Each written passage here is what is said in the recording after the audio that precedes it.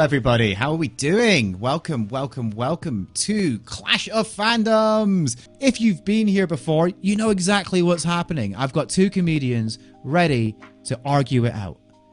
If you've not been here before, I have two comedians ready to argue things out. It's really, really simple. We just answer the age-old questions on Clash of Fandoms. Which one is better? We've done Star Trek versus Star Wars. We've done Marvel versus DC. We've done Simpsons versus Family Guy. We've done Friends versus Scrubs versus How I Met Your Mother. And now we are on the battle of the 90s. The big war of the 90s. The Iraq... No, not the Iraq War. We are on Sega versus Nintendo. Oh my god, Sega versus Nintendo. I've got two fantastic comedians just waiting to come onto the screen. We're going to lead them through several rounds of debate. They're going to give you your opening arguments. We're going to hear some debate rounds. And we're going to play some games as well. We're going to have some fun. And we're going to test their knowledge at the end as well. And all the way through the show, you can get involved. You're at the end of every round, you're going to get to vote on a poll who you thought won that particular round, who had the better argument, and at the end, whoever won the most rounds wins, and the other franchise can just get in the bin. No, let's not do that. We're not that harsh. We're not that harsh. We don't do that. We're not doing that. But do you know what? I think I have chatted enough. I think what we should do now is bring on our fantastic comedians. So the first thing I'm going to do is I'm just going to unmute their microphones so you'll be able to hear them. And welcome to the show. Someone who's been here before. You might remember when I beat his ass at Star Trek versus Star Wars. Someone who's done the live show of Star Trek versus Star Wars, now joining us for the online Clash of Fandoms. I have Pip Mason and I have Imran Yusuf. Hi guys, how you doing? Lovely. All good. Ready to do this. Oh my god, what I love is Imran has gone, I'm going to cosplay this out. I'm going to style this. Perfect. Pip has gone for, I have ordered a Sonic cosplay from Wish, and this is what I've got. I was feeling left out. I haven't got a hat. Look, I've got a blue highlighter pen. If you give me 10 minutes, I could be ready. Brilliant. Oh, I forgot to say, folks, I have also added some stuff to the channel points tonight as well. So I have disabled some things, because it is a show, we do want to keep it interactive and stuff like that. But I have added in, you can now use your channel points for rounds of applause and laughter as well. So feel free to use them if you enjoy a part. Grayson Girl, welcome to the chat. Lovely to have you here, cheering on Pip. Oh my god. OMG, it's Mario and famous superhero Post-it Man. You'll never forget a thing when Post-it Man is around. Okay, excellent. I'm getting distracted. Hi, Imran, Pip, how are you guys doing? All good. Excited. Looking forward to this. Excellent. It's so good to have you on the show, Imran. I've been waiting for you for a long time for this show, so I'm glad to have you on. And Pip, how are you doing, buddy? I'm okay. A little bit under the weather, but, I have a hot toddy, so it's fine. Also, Rick, did you have to start with bringing up, you kicking my ass as an introduction? I'm not exactly starting. I'm already representing Sega, so I'm not on the strong foot, am I? You say you're representing Sega, you're not on the strong foot. There was a fair few Segas popping up in the chat there. I wouldn't... Oh, I know. I'm just aware that the Nintendo contingent is strong, at least on certain sections of the internet. We didn't even ask the Raiders. Raiders, what do you think? Let's find out very quickly from the Raiders, particularly. Drop into the chat, Sega or Nintendo. Secondary education has already put Imran as a strong contender. I'm excited to hear his Nintendo. Well, Imran, right? When Imran popped on, right before we started the stream, he very excitedly turned around to me and went, "Rick, do we get a chance to show off what we've got?" So Imran, I have a feel I can see you sort of vibrating, waiting for your moment. Because Imran, please show us, what do you own Nintendo-wise apart from your Mario hat? Yeah, I want to see the majesty of this, please. Well, there's quite a few things. I don't know if I can show you all of it because it's spread out, but let me just grab a couple of things. Okay. Let's go old school, right? Old school over here. Recognize this chap? Rob the robot. Oh my god! Going on, right? Oh, So I've got him here in my collection. This is the original 8-bit NES Rob the Robot. I've got the other bits and pieces somewhere. Never really got it to work because I don't actually have the game that goes with it. But that's an authentic Rob the Robot. Like, this is a proper, this is a proper Nintendo accessory. That's one of the... In fact, I didn't even buy it. My neighbor kind of said, do you want to buy it? And I went, yeah. And then he left it here and they moved away. So it's mine now, Rob the Robot. Right? Brilliant. That is amazing. You have like the best neighbor ever that just gives you like geek paraphernalia. He did. Got a squashy GameCube, as you can see. Yes, squashy GameCube. So just a GameCube then. Yeah, it's it's squashy. That's from when it was originally released. Yeah. Now I never actually owned a GameCube, and that's because I owned one of these. Go on, what did you own? The Panasonic Q. No! Yes. Whoa! They only made like 100,000 of them. Like, yeah. How the hell did you get? They were exclusive in Japan. Whose firstborn did you sacrifice to get your hands on that? I bought it when it came out. I got it on import when it came out. I was like, I had to have it. And there you go. Panasonic Q. It's a DVD player and a GameCube all in one. And it plays both Japanese and American games because I had it chipped. And so there you go. Nice little mirror finish on the front. That is a GameCube. Can you believe it? Let me put it back and not smash it. Hold on. I can't believe I'm actually... Oh my god! I mean, I think we need to finish the show there. Imran has won. It doesn't stop. I've got to do one more. Just one more. Okay. Go on. Oh, over here, as you can see, if I stretch my hand this way, and I grab this. This is a sealed and signed copy of the Killer Cut CD, signed by Robin Beanland, the composer at Rare. And oh my god! I've got that, and it's sealed. It's actually still in its plastic from the 90s. Killer Cut CD. That is amazing. I love Killer Instinct. I'm so jealous of you right now. We've got. Oh, by the way, if you love Killer Instinct, right now I can't bring this up. I can't bring it into the camera, but I actually own the arcade machine. It's over there. It's over there. Move your camera, goddammit! No. What I did, I had the arcade machine gutted and turned into like a. Let me see. I won't be able to lift it. Hold on. Give me a second. Okay, dude, I know we've only just met and there's a lockdown, but can I come round to your house and play on your Killer Instinct machine? Of it, and I'll send it later. Please, I had it re-gutted and made into a home device, but it's massive. What I'll do is if you can send me that picture, I will put it in our Discord for the viewers later on. And also, thank you very much for the follow in Kotze. I hope I've got that in Jotski. So that person, J. Kotze, is Nikki Jakobus Kotze. He worked with me at Sega and at Kuju on Battalion Wars 2 for the Wii. That is brilliant. Thank you for joining and thank you for the follow. And also, you just let slip what I was going to say next is that all this Nintendo stuff. And where did you end up working, Imran? And I ended up working at Sega, where I was...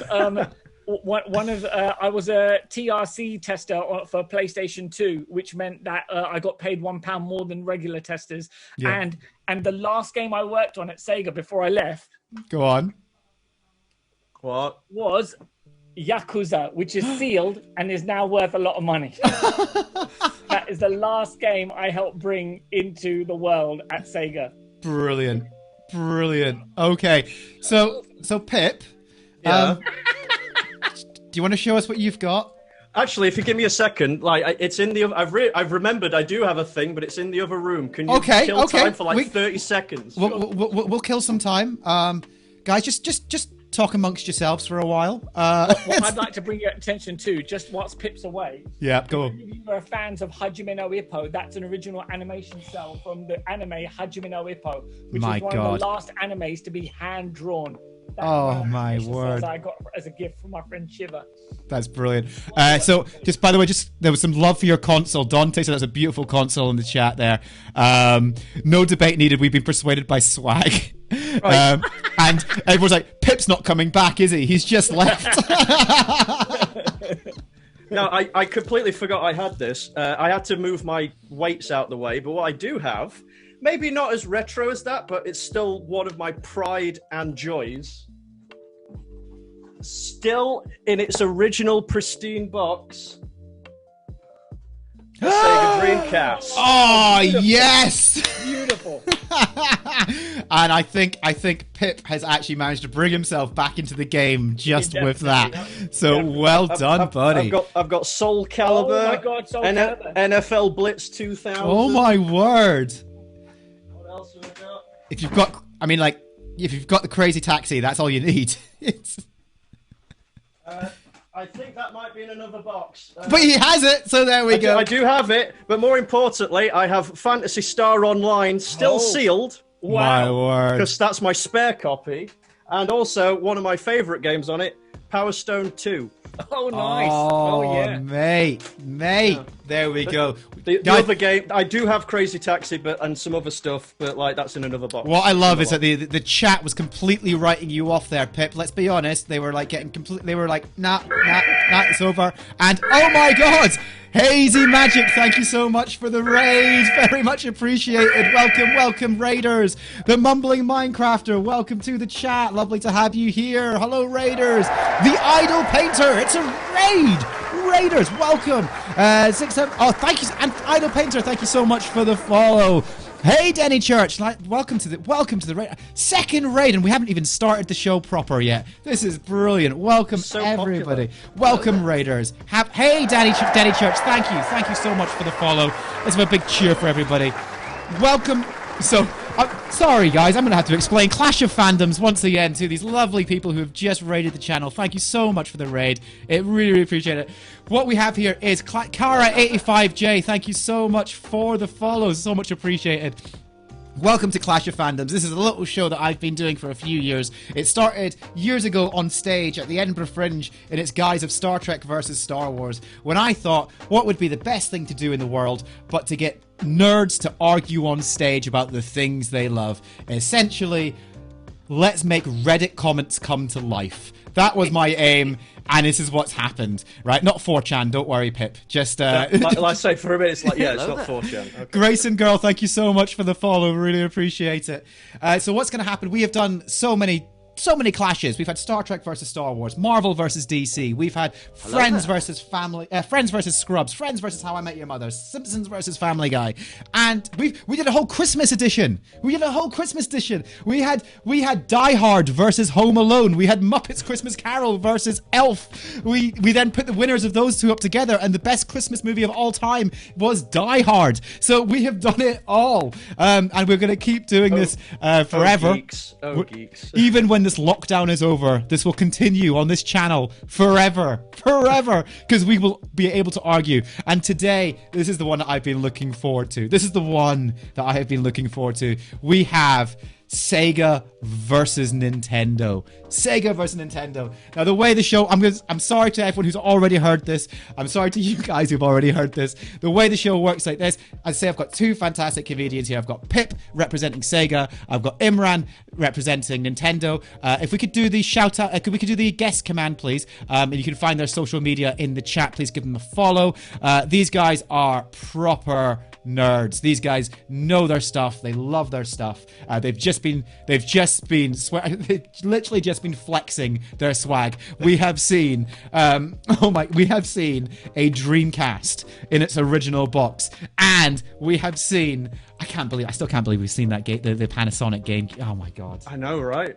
Like I feel like, just like, you know, when you see like a unicorn, like just really? Okay. So we have seen some absolutely brilliant stuff. We're going to have such a great time. They're going to debate. They're going to have some arguments. There's going to be a game we're going to play. And at the end of every round, you, the audience, are going to vote who had the best argument. And at the end, after our ultimate knowledge round, where we will test their knowledge and you can get involved all the way through, at the end of the show, whoever's got the most points wins. How's that sound, folks? Does that sound okay? I think it's going to be okay. Zyda Midnight says, also Nintendo forever. Sorry, Pip. Oh, mate. If you manage to win them over, then I'll be impressed. Can you are you not going to do your budget cosplay again, please, Pip? Oh, it fell down. Hold on.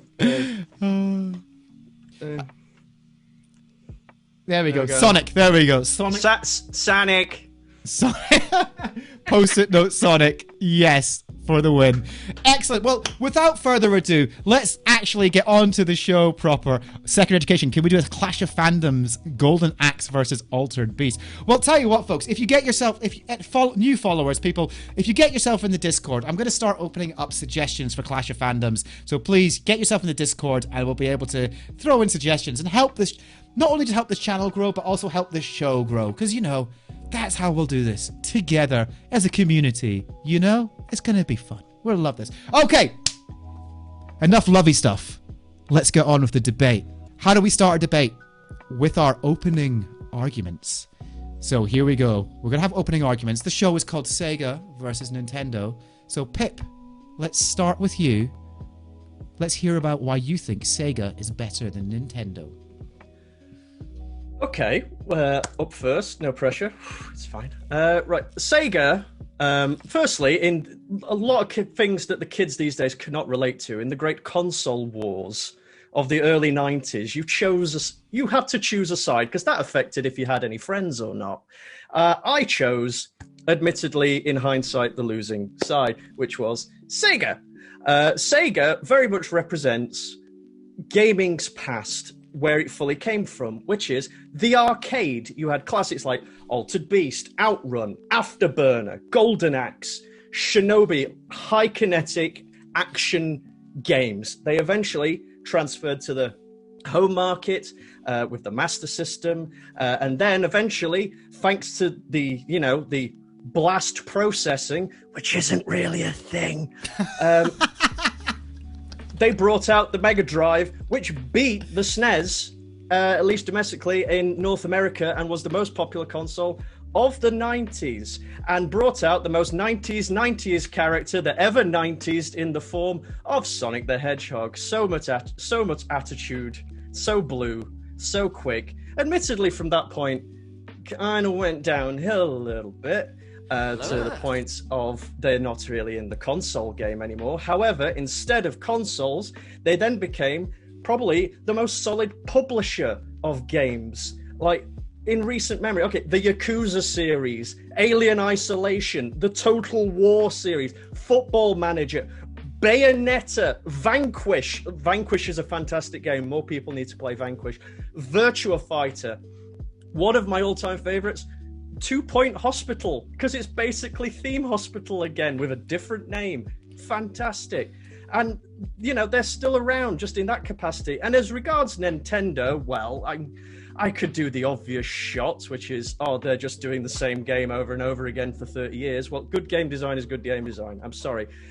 Let's just talk about just one thing that perplexes me, and I'm saying this as someone with one foot in that camp. Nintendo seemed to treat its core fan base like such shit, yet you'll just carry on with it, and I don't get why. Let's talk about Nintendo. Yes. Just straight up don't know how the internet works. Like, their online infrastructure is appalling. Have you tried to play Smash Ultimate online on the Switch? It's like playing in molasses. It's like playing Continental Drift. It's impossible. And then you look, I'd say the most die-hard fans, like there's people still playing Smash Melee, a 20-odd-year-old game. Now, these people, you know, you shouldn't make eye contact with them because they're quite scary. They're still playing Smash Melee at a professional level. However, like, Nintendo has this equated view of multiplayer. It's sweet, which is go to your friend's house and sit on their sofa and play multiplayer next to your friend or in a park randomly, according to the Switch adverts. Unless something happens like, I don't know, a global pandemic, which prevents us doing that, and we want to play on this thing called the internet. The Smash community found a way through emulation to play online at a competitive level with no lag, a tournament online. What did Nintendo do? Oh, that's using Dolphin emulation, which is a violation of our copyright, so shut it down. Wow. Nintendo would rather you go in a hall and potentially catch a virus than play in the safety of your own home. And just the short of it. Like, the Splatoon community decide to show support for Melee, so they change it. Like, they have hashtag free Melee on all their things. What does Nintendo do? Oh, all these people are saying nasty things about us, so shut down the tournament. Oh my god. Like, stop treating your fans like your most diehard fans like crap. Stop it. Oh, we're working on a Netflix series of Legend of Zelda that's leaked. Oh, okay, in that case, shut the whole project down. Ooh. Why? Like, so, and you don't get that from Sega. They embrace their community. Why? Because the only thing that their community does is make weird fan games and torrents of porn. Weird porn, creepy, awful, eye-watering porn. And if you make enough of that fan game and porn, they bring you in to help make a game, which was Sonic Mania, one of the best Sonic games in like the last 10 years. So, on that basis, come at me. Wow. What I loved about that argument is that you started off going, take your round of applause. You started off on a whole Sega is gaming, arcades into the home market. You talked about the Genesis being more popular than the SNES in North America. You went on like the positives, and then wow, you went dark. You went on the attack. You just went, oh, it was brutal. The chat is Daredevil, Nintendo equals COVID unfriendly. I won't lie, I may have some slight issues with Nintendo as a company at this point. Oh, brilliant. Cider Deluxe, I'm surprised Nintendo haven't shut down this stream for using their logo. Oh, I forgot about the YouTube stuff. Yeah, DMCA strike down. Yeah, no coverage. Yeah, give him 5 minutes, Cider Deluxe. Also, thank you very much for the follow, Hazy Magic. Don't worry about the not following already. You are following now, and that's perfectly great. So we have heard from Sega. We've heard from Pip. Let's hear from Imran about Nintendo. On you go, Imran. Right, so Nintendo, and this is the first thing you need to understand, Nintendo are the royalty of gaming. All other games companies, everyone else involved in video games, it can be a president, you can even be an emperor, you can be any of that, but the royalty, right? The royalty is Nintendo. They are perennial innovators. A lot of the things that you take for granted today, Nintendo started, right? So even take the standard, the standard controller you would find on a PlayStation or an Xbox, has all evolved off the Super Nintendo and the analog stick. So the Super Nintendo was the first controller that had the 4 buttons on the face and the 2 shoulder buttons on the top and a D-pad. PlayStation came along and they took that, right? And then Nintendo went, well, here's a rumble pack and here's the analog stick. Sony, everyone else took that, constantly taking from Nintendo's innovation. Even the motion controls, Nintendo at first, everybody jumped on later.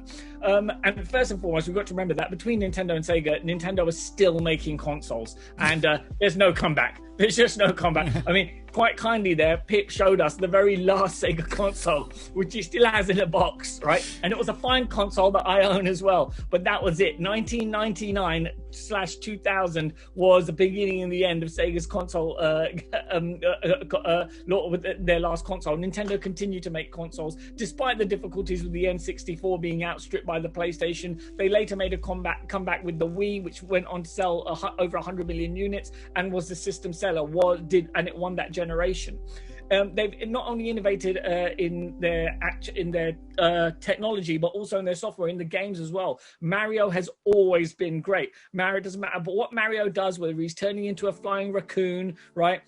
Or he's got a cape, or he's riding the back of the dinosaur, it always works. Or even if he turns into a cat, it always works. Unlike Sonic, who one day tried to turn into a werewolf and just went down the wrong road, and we all know that one, right? So Nintendo, the games are we always continue to, they bring so much joy to us, and that Nintendo, oh no, Universal Studios in Osaka, nobody has that. Nobody's franchise is amazing, right? Oh God, is he doing his debate on a Switch? We seem to be losing you, Imran. Oh, not here. I can hear you and I can see you. Yeah. Nintendo is hacking the stream and shutting you down. I'm still here. We can hear you, but you're frozen. Oh no. Oh no, we've lost him. We've lost him. Imran. No! No! Oh! And Nintendo have intervened. Red alert, guys. Nintendo have got him. Oh, Great Burn streaming on his Twitch Switch. Yeah. Oh my word, what has happened? No! Never, not in a million years. I'm here. Absolutely not. No, you're breaking up, buddy. Yet. Oh no. Nah. And of course, my own personal favorite of all time, man falling off of a cliff. No! I'm here. We can hear him. Come back. We can hear you, Imran. You we can't see you, but we can hear you. We can hear you. Oh right. Yes. Okay. Are we back? He's alive. We're back. Nintendo Internet. He's been sabotaged. Yes. All right. I think that was Doug Bowser from Nintendo of America going, I'm not too sure about this guy. He's wearing a Mario hat. He did say shut down. We're going to have to take him down. No, but I'm here. And as you see, so Nintendo have been constant innovators. As of the examples that I've given through their hardware and their software, they are gaining royalty. They're here to say they set the standard for everybody else. And Sonic has been lucky that he has found a place on the Nintendo console. And he's very welcome. Oh, okay. Just to remind you folks, you do have reactions that you can use in the sound alerts that you can use in the channel points for applause, laughter, oohs, whatever you want to. But well done. Okay. Good arguments there. Oh, and look at that. The poll is running already. Who do you think won those opening arguments? Now, technical issues aside, put that to one side. From what you heard, who had the stronger opening argument? Get your votes in, folks. Get your votes in. I can see this voting going. Like, so can I, and my heart is actually skipping. It's quite close right now. Like, yeah. Oh, it's gone 50-50. Get your votes in quickly, folks. Get your votes in. There's not long left. How do you feel that? How do you guys feel that round went? Do you feel okay? Do you feel good with your arguments there? Do you feel I had to? Yeah, I think Pip did quite well. Like I think he told some truths, and then I think he got a bit too one-sided on not so why Sega was great, but why Nintendo was bad. I was going to bring that up. Secondary education said when your argument is bringing down your opponent rather than bigging yourself up. I like Smash Brothers, and it annoys me that I can't play with my friends. Oh, well, do you want some good news, Pip? You won the opening arguments, so well done, buddy. That is a point for Sega straight off the bat. Because Sega does what Nintendo don't. Oh my God. Okay, let's move into our next round, folks. Our first debate of the night. And of course, if we're going to argue Sega versus Nintendo, I mean, this was a no-brainer. Like, I was going through it going, what should I get them to debate? Should I get them to debate specific consoles? Spike Dog Wolf, thank you very much for the follow. Should I get them to debate a specific console? Maybe I should have put Game Gear up against Game Boy. Could I have done that? Jesus Christ, that would have been over in 30 seconds. It did have an attachment to make it a portable TV. It did drain eight AA batteries in about 20 minutes. So what could I have done? And do you know what? It all came down to one thing, and this is the only argument we could have really had. Ladies and gentlemen, it's Mario versus Sonic. Who would win in a fight between Mario and Sonic? Who's the better character? You can approach this in any way you want, but this is a fight.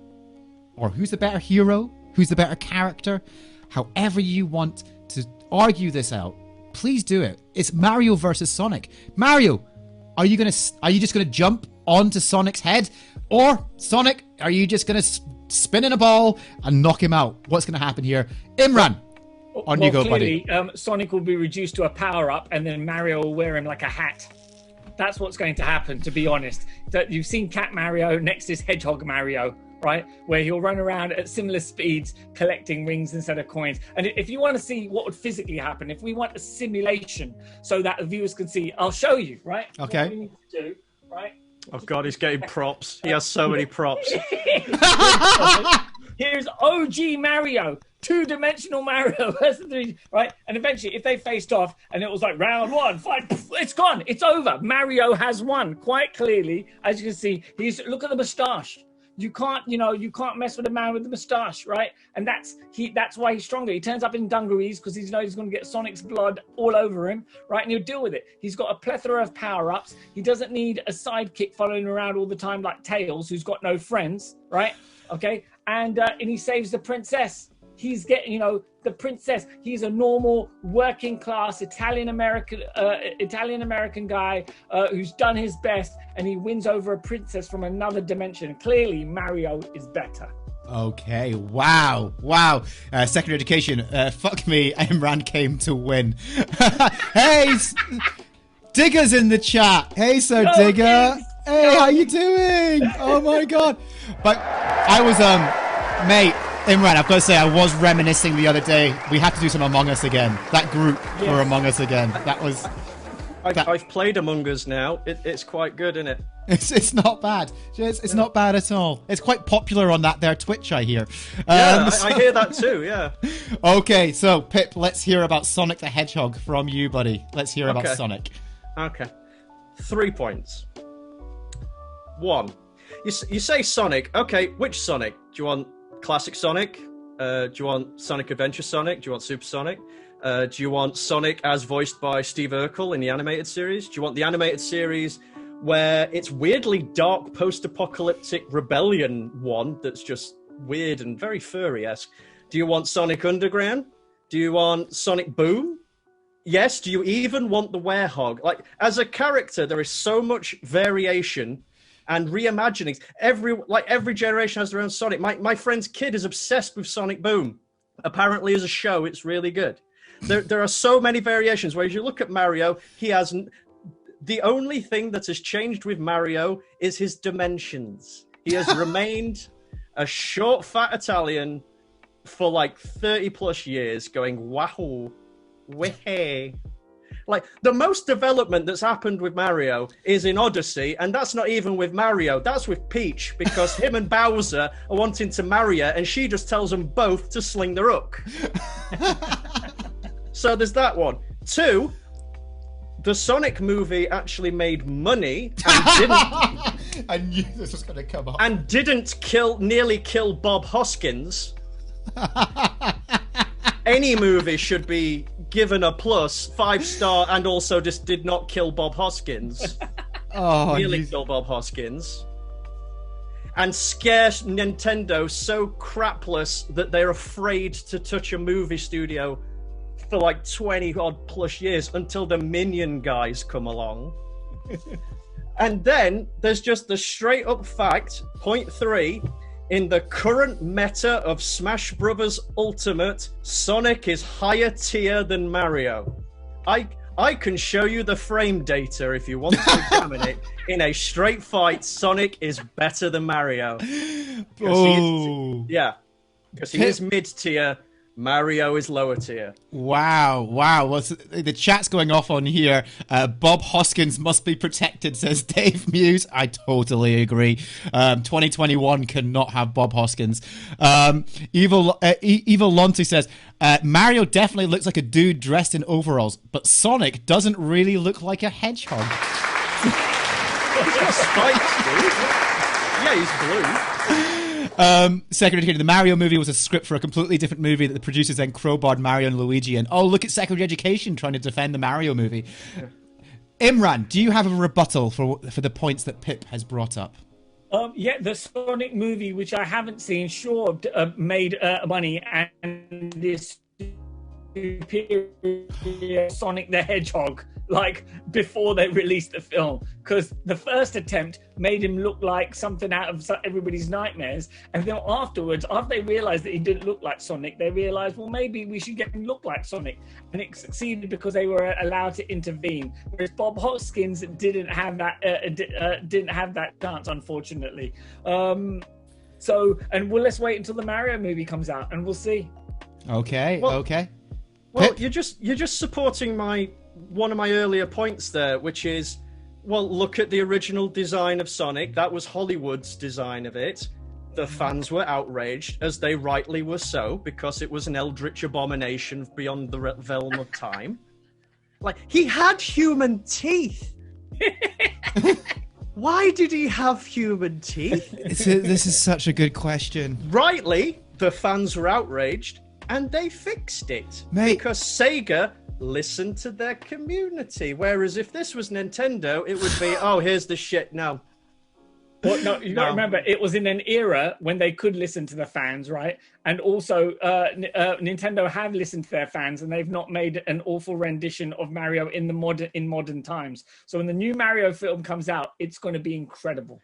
Well, Have you heard the story from that movie from Dennis Hopper, who played Bowser? Oh no! What did he say? No, it's great. His son asked him, like, "Dad, why were you in the Mario movie?" Yeah. To which he responded, "Well, son, it's so I can buy you those shoes you wear." To which his son, no, it gets better. To which his son turns around and went, "Dad, I don't need shoes that badly." Well, tell you what, on that line there, let's get the poll running. Hearing those arguments, we had an argument for why Mario would actually beat Sonic and would end up wearing Sonic's remains as like some sort of ritual sacrifice and become a hedgehog himself, or the Mario movie.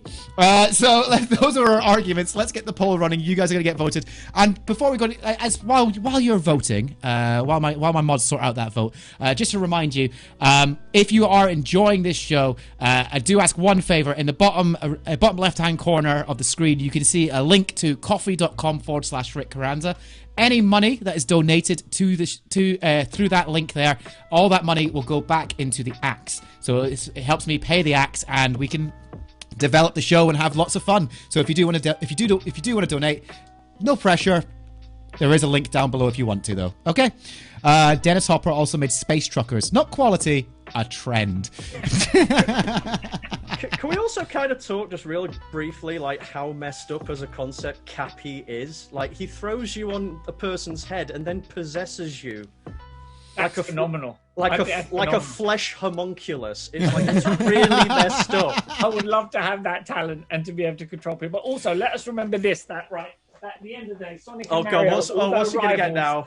They are friends. They are friends. Oh. They competed at the Olympic Games. Hello They there. did, They are friends. exactly. And they both ran at the same speed, weirdly enough, as they did. Yeah. Also, Mario should not, like, New Donk City. While there's an amazing level, Mario should not be seen next to normal-sized people. He looks weird. He looks weird. Right, so a couple of things. First of all, that round was won by Mario. Well done, Imran. That's a win for Mario. But by how many points? Literally 1 point. It's so close. Just so you know, you won by a Brexit, right? I feel dirty. Oh, don't tie Mario in with Brexit. Also, thank you very much for the follow, Mrs. Belacqua. Very much. Thank you so much for joining. Thank you. Just thank you. And also, thank you very much for the donation, Sam Ross. Very much appreciated as well. Oh, and thank you for the bits. Thank you so much for the bits. Really appreciate that. Okay, let's move on to our next round. This is do you know what's? I forgot to change this on my on my stream alerts. This is going to be fun. So we've heard our first debate. Our next round is actually usually my favorite round in. I can change it. Here we go. Can I bring something up, Rick? I no longer can see your OBS screen on my Zoom. Ooh, okay. That shouldn't be too much of an issue, as long as you can see the screen. You can see my stream on another... Yes, I can see the stream on my other screen. That's not going to be too much of an issue then. Can you still see it, Pip? Yes. You can. Okay, cool. Okay, let's look at our next round, which it should have used Teams. I know, Daredevil. I know. Goddamn Zoom. Right. Next round is your favorite console. Let's begun the console wars. Okay, folks. I want you guys to talk about, because there's a lot of consoles. You know, they have both franchises, both Sega and Nintendo have created a lot of consoles. Some good, some exist. What is your favorite console? first of all, what's your this part's not scored. What's your favorite console and why? And then we'll get on to the rounds for the consoles. Okay. So, Pip, let's start with you. What's your favorite console and why? Well, weirdly enough, it's already made an appearance once, so I will grab it again, which is it's upside down. The Sega Dreamcast, which is like I adore this thing. It's so good.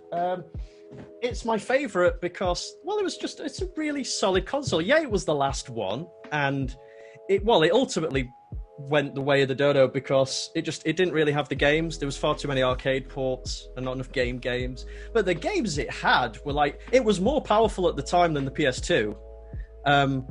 It had this weird thing on it called the internet. It had a built-in modem that held up. I played Phantasy Star online. It was really cool. And it just had some really quality games. It just didn't have enough of them, unfortunately. But it was just a really tidy, nice little console, and I like it very much. Brilliant. Also, the memory cards were really cool because you could turn them into Tamagotchis, which I'm told at the time made you really cool at school. Who was that your mum who told you were really cool at school? Is that? No, my mum told me that I was special and there was no one else. Okay, so Dreamcast for you, buddy. And Imran, how about for you? What's your favorite Nintendo console? My favorite Nintendo console has to be the Super Nintendo. That was the game changer. My first Nintendo console was the NES. Then the Super Nintendo came about. Couldn't quite afford it when it first came out. Then eventually got round to being able to get it, and I've got the box over there under too much stuff. But I got the Street Fighter 2 pack because Street Fighter 2. That's one of the reasons I really loved Super Nintendo's, because it had Street Fighter 2. The Mega Drive had Street Fighter 2, but it looked awful, right? On their console with their blast processing, blasted it out of all proportions, to look like anything. Blast processing wasn't really a thing. It's fine. So the Super Nintendo was a huge part of my teenage years. There was loads of games. It was not only was it a great console to play one-player games on, also multiplayer games on. You could play up to 5 people on a Super Nintendo because the multi-tap had 4 ports, and then you had player 1 as well. So and it touched me deeply. That was the Street Fighter 2, the Donkey Kong Country, the Killer Instinct, the Street Racers, the football games, World Cup Striker, NBA Jam, Yoshi's Island. All of these games absolutely were a huge part of my childhood.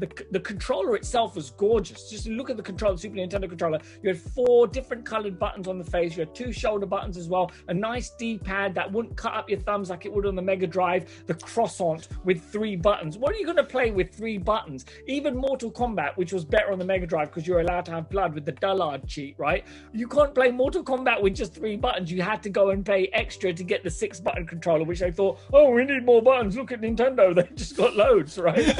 And so Sega were late to that, and they had to copy Nintendo and introduced a whole new controller for this Mega Drive, as we like to call it back there, for Red Dwarf fans. And so the Super Nintendo, it just looked gorgeous. The games were great. You had the Super FX chip as well, which gave games like Star Fox and some of the special effects on Yoshi's Island as well. And it was a good, wholesome console that you could play with your friends, and it was preparing us for Nintendo's further innovation, which was going to be the Nintendo 64. But the Super Nintendo is my teenage childhood, and it's in my soul. You feel it, and even Mega Drive owners know as well. Mega Drive owners, you feel it right there in your soul, and that's when. And I just wanted to have a rebuttal there. When Pip said earlier that it outsold the Super Nintendo, I doubt that very much, because as the Mega Drive was dying, as the 16-bit era was coming to an end, Super Nintendo went, here you go, Donkey Kong Country, Killer Instinct. These games look great, and then just absolutely just edged it. They edged it and went, right, this is it. We won the 16-bit era with the Super, and plus the superior version of Street Fighter 2, and you can't compete with that. Okay. Secondary education, not to get too political, but all the rich kids had Nintendo, us poor kids had Sega.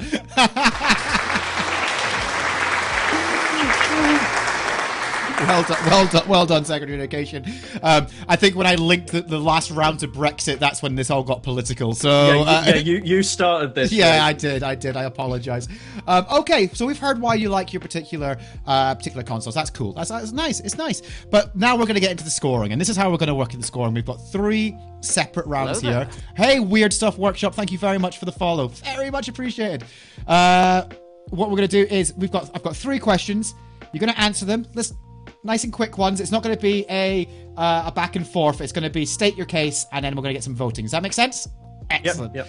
Cool. So the first one is going to be the best game on your console. The best game on your console. And we'll start with you, Pip. Best game on the Dreamcast.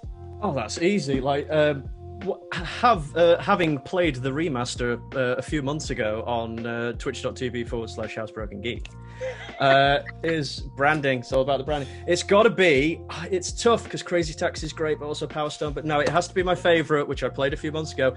Jet Set Radio, which is yes.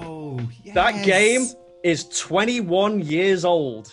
Seriously? It came out in the year 2000, and you know what? Thanks to its strong art design, despite that cell shade, it still looks good. And you know what? Like the soundtrack by Hideki Naganuma, it kicks so much ass. Like it's on Spotify. I still listen to it.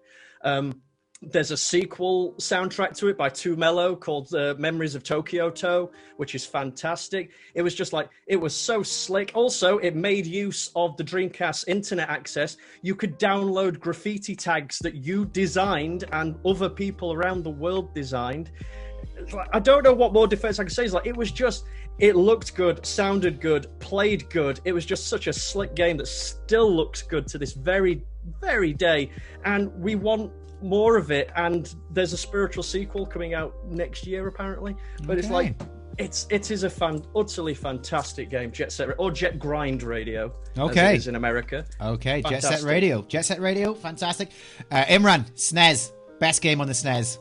Best game on the SNES, it has to be Street Fighter 2. Street Fighter 2 was a cultural phenomenon, and it is the grandfather of all modern day beat 'em ups now. Without it, we wouldn't have modern day beat 'em ups whatsoever. It set the standard of how beat 'em ups should play, how they're fluid, the characters, the special moves, and even today now, Street Fighter 4 and 5 are basically the kings of the beat 'em up, the beat 'em up arcade circuit. People still compete in them. Street Fighter 2, it was a system seller. That's what you want. When you have a console, platform holders need system sellers, and Nintendo can make their own because they're good with Mario and their own IP. But Capcom went, look, this thing is absolutely murdering it up in the arcades, and Nintendo went, we want that.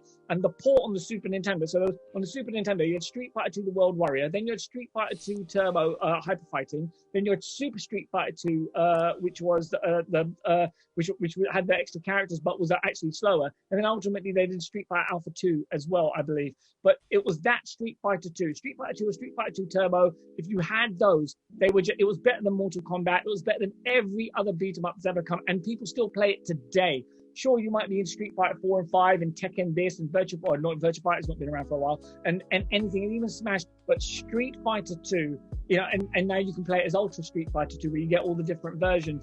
People are still playing it today. It's a cult phenomenon. It's a religion in itself.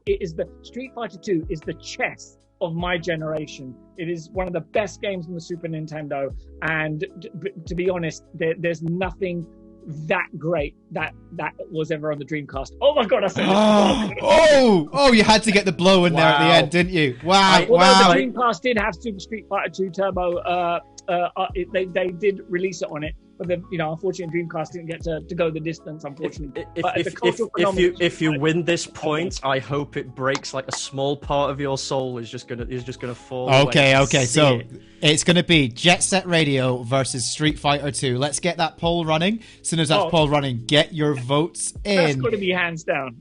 It's gonna be an interesting one, this one. That's gonna be hands down. Dave Muse did point out SNES had original Mario Kart, so it's possibly more influential. Yeah, you could say that. Secondary Education, Street Fighter 2 spawned the shittiest game to movie adaptation, though. They saw the Mario film and said, hold my beer. Hold on. No, I will defend the Street Fighter movie till like the end of time. Do you know, I feel like this should be a clash of fandoms one day, is the Street Fighter 2 movie versus the Mortal Kombat movie, the first Mortal Kombat movie. Do you not want to be in the loving grip of the Pax by Sonica? Oh, God. This is like... On my podcast that I do with Matt Blair, the Geekitorium, we did our last Fantastic Five, where we do this Fantastic Five thing where we rank various geeky things. and we tried to do video game adaptations, and it's just so difficult. You've got to be kidding. Oh my God. You've got to be kidding. Jet Set Radio beats Street Fighter 2. That is some Russian North Korean interference. Wow. That can't be right. I did not see that coming. I did not see that coming. Wow. That's unbelievable. I'm not gonna lie. I'm sitting here. I'm obviously not supposed to show any bias. I see Adam is Spike Dog Wolf. Adam, dude, it's got to be rigged. That's got to be. Oh my God!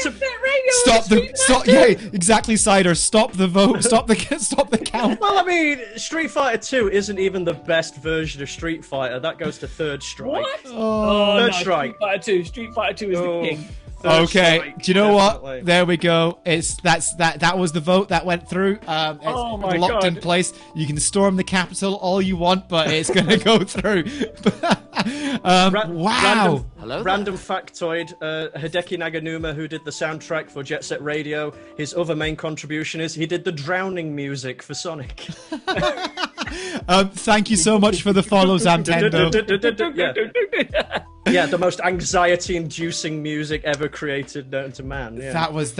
I just can't. I'm shocked at that. But here we go. Next question in this round in the favorite consoles. What was the best single feature of your console? Imran, you take this one first. Best single feature of the SNES. The best single feature of the Super Nintendo was the controller. I'd say the controller, even today, like it's been redone. I've now got, a Bluetooth version for my Switch. It's gorgeous. The colored buttons, the two-tone gray, the shoulder buttons, the D-pad, which I importantly brought up, never destroyed your thumb like the D-pad and the D-pad and the Mega Drive was a torture weapon. That's what that was for. You would lose your fingers trying to do any Street Fighter moves on that at all. And the controller, it's a work of art. In fact, the original Sony PlayStation controller was the Super Nintendo controller, and then later when they parted ways, Sony went, right, we're going to go and do this, which is what they what's he going to get now? Right, original PS1 controller without the analog sticks. That is the Super Nintendo controller. They just nicked it and they added 2 more shoulder buttons, right? That's it. If it ain't broke, don't fix it. That's what they did. And that controller, it felt good in your hands. And when you had friends around your house, you needed to have another one of those controllers. So if you got like a cheap third-party knockoff, right, you were basically insulting your guests. That will get you killed in some parts of the Middle East, right? That is basically, we're going to murder you. You always knew if you were the least popular friend because you got the Mad Catz controller. Yes. Exactly. Right. I don't care. I don't want auto fire. I just want the controller to feel like it works and actually work.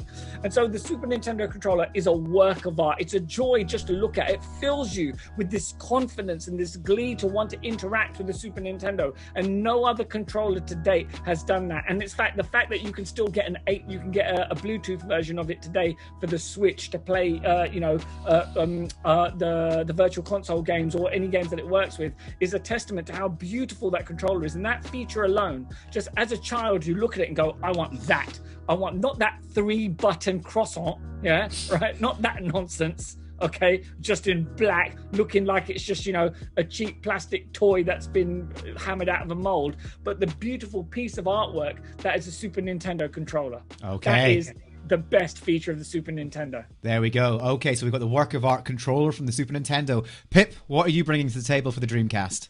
Okay, part of me really wants to say the VMU because it was a cool little neat thing. However, I think I've already touched on it and I have to go back to it, is, as I said, this little thing called the internet. It's like the Dreamcast really was a bit ahead of its time. I mean, it was at a time where that was just kind of starting out. The PlayStation Slim wasn't that stable. I think the Xbox, the original Xbox that was the first one, but not the Xbox One. It was the original Xbox, not the Xbox One. Jesus Christ, Microsoft, just give your consoles numbers. Jesus. It gave you access to online gaming in a very slow, loose form, but it was the beginning of what we now take for granted. It had a modem in it. You could get a keyboard accessory for it. It did work. You could surf like ye olde internet. Hello, Jeeves. Can you help me? Yeah. Oh Jesus, that's a blast from above. Some games had online features like Jet Set Radio. You could download and upload tags around the world. Crazy Taxi had times you could play Phantasy Star Online, like one of the earliest online games. Mm-hmm. Again, it was it really was, and I'm not just saying that because I love my Dreamcast. It kind of was ahead of its time at a time where people, they didn't get on, and now we have the stuff that the Dreamcast started. We now have as a standard operating thing. As a standard in game on the gaming landscape, the Dreamcast pioneered it. Other consoles perfected it. The Dreamcast started it. Okay. Except for the Switch that has appalling online infrastructure. But I'm not gonna mention that again. You guys can't resist getting those little digs in. I love it. I just want to play Smash with my friends. That's all Nintendo are trying to protect you from pedophiles. That's what it is. Why are you so desperate to interact with the pedophiles? Okay, let's get this one. Let's get this vote running. Is it the single best feature on the SNES is the controller, or is it the internet? I genuinely feel like the Dreamcast went along. We have the internet and just presented the black box of a blinking red light from the IT crowd. This is our internet. That would be amazing. Oh, what have we got in the chat? How's the chat going? Eva Lonti says the SNES controller was the best ever. Spike Dogwolf says the SNES had internet on it in Japan. I didn't know that. Did it? Yeah, excellent. Yeah, it did. The Satellaview. If you had the Satellaview, you could download games and play stuff, but it was only in Japan. Oh, okay. Light Ninja says the PS2 controller has never been beaten. It's the Super Nintendo controller with analog sticks they stole from the N64. So thank you. To be fair, if you go from the bit where it's like that, if you go from controllers onwards since the PlayStation controller, he's right. If you go backwards. Although, can we just say, I easily think one of the worst controllers ever designed in the history of man is the original Xbox controller. Yeah. Oh God, it's so huge. Oh, there's no need for it. In my childlike hands, I was just leaning over to get to certain buttons. It was ridiculous. So the people of the internet have said the greatest feature on one of the consoles is the internet. Okay. So that is another point for Sega. Another point for Sega. Oh wow. Okay. I played Phantasy Star Online as well on the Dreamcast and Choo Choo Rocket as well. Oh, Choo Choo Rocket was amazing. Again, I have that somewhere. It's in a different box. It's in a different. Brilliant. box. Dave Mew said Imran for the win with the paedophile comment. I'm honest with you, mate. I thought that was going to be the win there as well. It's a hard defense to get around, quite frankly. Oh, say goodbye to my Twitch affiliateship. Okay, next, third question on here. I hope you've done your research on this. I'm looking forward to seeing if you have done your What's the best third-party attack? Because this is the 90s, the 80s and the 90s for consoles was the best for attachments. Because nowadays attachments are, you can have a stand, or you can have a hard drive. Things that are actually useful. Except back in the 80s and 90s, well, Imran showed us earlier, we had a robot. we had crazy attachments. Third-party people would make. Do you remember the glove? The glove? Oh, the Power Glove. The Power Glove? Do you remember the movie that was dedicated to trying to get the Power Glove over? Yeah, but here's the thing. Yeah. Those were made by Nintendo, and the best part was then the third-party manufacturers would go crazy with them as well and make some crazy stuff. So I don't mind if you use third-party. I don't even mind if you use first-party actually in this one. But what is the best attachment that you've seen for your console? It can be weird. It can be actually useful. What's the best attachment? Pip, let's start with you. With me. Okay. You can't use the internet. No, I can't use the internet. The cable that attaches the internet. No. It's a good job you said include own, because I don't think the Dreamcast had too many third-party devices. However, one of my favourites, and it's dumb, but I'm just going to go for it because it gave me such joy to play with, the Sega Bass Fishing Controller. Oh my god, I forgot about that. The fact that Sega thought that this game was so popular and we need people to get they need a more of a feel for the game, to bring out a dedicated controller that was like this bit of a rod. It had a reel. It actually had like a thing in it that so you could get torque, so it pulled and acted like an ordinary controller. I played Power Stone with it. It's quite a challenge playing Power Stone with a Sega Bass fishing controller, but you could do it. You could absolutely do it. And it was stupid, but it's like, it was neat that like, if you're that way inclined to play Sega Bass fishing and you want more immersion, sit under the shower, just get your Sega Bass fishing roll out, wear a waterproof, just sit in a deck chair for hours and just reel in some fish, and it actually made the clacking sound when you reeled it in. Brilliant. It was dumb. I love it. Brilliant. Love it. Okay, Spike Dog Wolf, thank you for correcting me there. You're right. The Power Glove was Mattel. You are correct. So it was third party. But Imran, SNES, come on.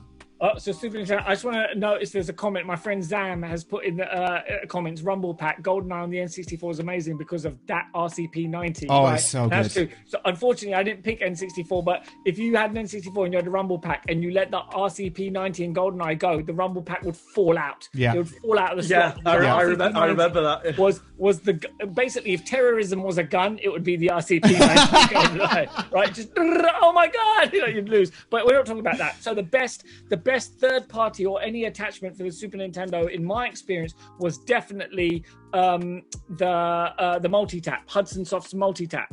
Right, the multi-tap that came out with Bomberman, that allowed you to have 4-player Bomberman and other multiplayer games, and you could have up to 5. And that game, that peripheral, that attachment changed gaming in my house, because suddenly we could play 4-player, we could play 5-player. I think the 5-player World Cup Striker, you could have 5-player, you could have 5 people playing football together, being on the same team. But it was the Bomberman and the NBA Jams and the Street Racers that the 4-player really came to life with. And suddenly your friends weren't just, it wasn't just one other friend could be in the house. It wasn't waiting to take turns. It was all of you together at the same time. And that brought that camaraderie. And that's why Nintendo is so well known for bringing people together. It was such a success that later on the N64 had 4 controller ports built into it as a standard. And the reason that you had, and then after that, the Dreamcast as well had 4 controller ports because of the multi-tap had led on to making multiplayer a standard on home consoles. So that it's not just the fact of what it did, it allowed you to attach more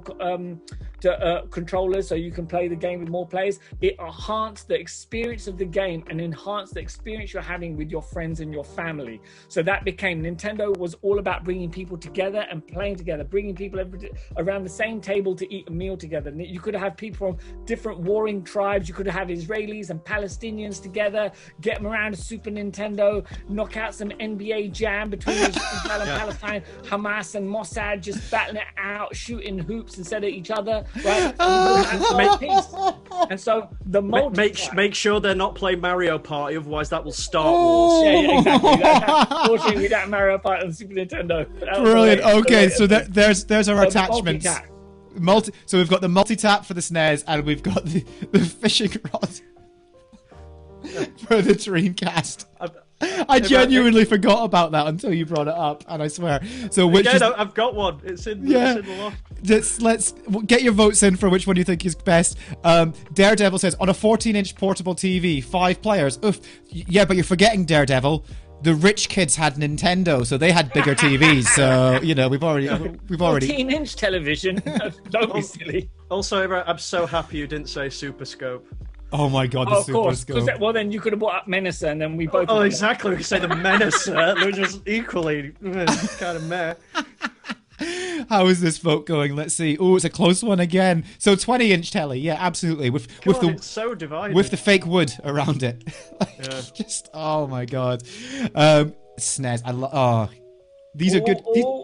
Oh, it's close. Oh no! Get your votes in, folks. Get your votes. Looks like the fishing rod is going to win. There's too many Sega fans watching this. I'm outnumbered. It's 50-50! Oh! Straight down the middle! Guys, even I'm like, yeah, the multi-tap was fucking cool. Like, everything it's you said. 50-50? Oh, that means I'm going to have to make a decision. Or just give us both a point because we're both awesome. I mean, that's pointless then. Yeah, exactly. Do you know what? The fishing one made me laugh. It really, really did. However, because of what the multi-tap did do, you are right. Because of what happened with the multi-tap in terms of bringing multiplayer game, like one of my fondest memories is playing 4-player Halo on the original Xbox.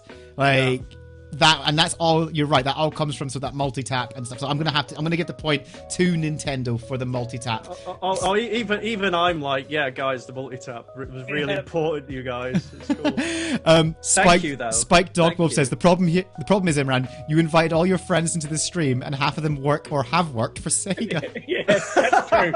Spike Dog is my friend Adam that I worked with at IDOS, and he's like he's a big cheese over at Sony at the moment. So, play your cards right, you might get a PS5. There we go. I mean, like, I don't think even Sony have PS5s. They're just advertising them and just like flexing up. That's all it is. Okay, what we're gonna do is we're gonna have a quick break. True story. I knew it, Spike Dogwolf. I knew it. Let's play a little game. Let's put aside the warring animosity right now, and let's play a quick game which I like to call timelines. Now, usually we're doing like movie franchises or TV franchises. So the way this game works is I take 6 scenes from a film. I take 6 screenshots from a film. I put them out of order, and you guys have to put them into the right order. Yeah. But I didn't really have that option. With Nintendo and Sega. I mean, I could have done the Mario Brothers movie and the Sonic movie. I could have done that. But instead, I've done something a little bit different. So now, this is called levels. Okay, so this is what's going to happen. I'm going to bring it up. Imran, give it 7 seconds and you'll be able to catch up and see it, because I know you can't see my OBS right now. So what's going to happen is on this screen, I have 6 screenshots of 6 levels from the first Mario game. Right. They're out of order. I want you to put them in the right order, Imran. So just give me the numbers that you think they're in, what order they should be in. The order they should be in. Okay. Oh, right. How long have I got to do this? I'm going to give you 30 seconds. Starting now. So do I have to say it within the 30 seconds or at the end of the 30 seconds? You can say at the end of 30 seconds if you want. And hey, chat, have a go as well in the chat. See if you can get it. I think I've got this. Ooh, do you think he's good? Pip, are you trying to work it out as well? I'm trying to work it out as well, yeah. Just for the laugh, but it's like, that's hard. It is hard, isn't it? It is hard. Yeah, because they all look the same. But they don't. They don't. I mean, I went through them and I was like, oh, I'm actually quite impressed that they don't look the same. Yeah. Like, they do and they don't. You know what I mean? Like, there's, yeah. You have to be. I was quite impressed with like the level design. Spike Dog Wolf, 341-526. Carlos Fandango 654-321. I see what you've done there, Carlos Fandango. Zamtendo 143-265. Chef Samuels 413-652. Okay. So I'm inclined to trust my friends, but then like they might just be trying to throw me off. If it takes any pressure off, I'm not going to give out points for this. It's just this is a bit of fun, bit of relaxing, you know. And I'm gonna call time. Okay. There. Give me. Okay. This is my best guess. I'm going with 413-625. 625. Yeah. Yeah. 413-625. Okay. Here we go. Are you ready for this? Yeah. Time for the big reveal. Not yet. Now. 416253. You got. Wow. You were actually quite close. 41. If you swap the 6. Oh, that's not bad, mate. That's not bad at all. Oh, all right. Yeah, pretty close. Got the 5 the wrong way around. But I thought 2 was last. Yeah. Nah. Fooled you there. Stone Shuffle. Up, down, left, right. Up, down, left, right. A start. Yes, that's the correct answer. Yeah. Okay, so here we go. From the first Sonic the Hedgehog game. This should be relatively easy. Here we go. This should be easier. Well, we'll see. Because there's 2 I always get confused. Let's see if you can remember the order. God. Right. Okay. So...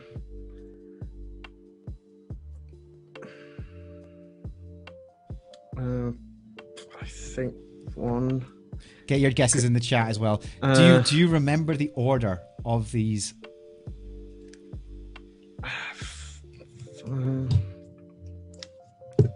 Because for me, when I was looking at them, I was like, I managed to get like the first couple. I was like, yeah, I know these three. And then I was like, oh God, what happened next? Yeah, the problem is I get too confused because they're quite similar looking. This one's for Dematan. 1, 2, 3, 4, 5, 6. Second Education 315426. Spike Dog Wolf 325416. 364. I've currently, I think, because I keep getting Marble and Labyrinth mixed up. Go for it. Okay, let's hear your answer. I think it is 361562. 562, yeah? You said 6 twice, didn't you? Did I? Oh, you did. You have 6 twice. What one did I miss out? So you got 4. 361. Okay, no, I have to rethink. 361542. 542, yeah? Yes. 361542. I think. You ready? Yeah. Here we go. 361524. Oh fuck! Oh, I had 3. Yeah. I had 361254. Oh Damn my it. God! So both of you were. Oh! It's just those last ones. Yeah. Well done, Pip. Well done, Imran. That was good. That actually worked. I was wondering how that would work. It worked. I'm gonna kick. Next time we do a. Oh my God. PlayStation versus Xbox. That's going to be the next one. To be honest, though, that's going to be a his one bloodbath. was a little bit easier because they're all bosses. This is very true. True. But if I put the bosses from Mario, oh my God, that would have been impossible. Yeah. Let's be honest here, Imran. It just would have been. Oh, it's the same boss. Okay.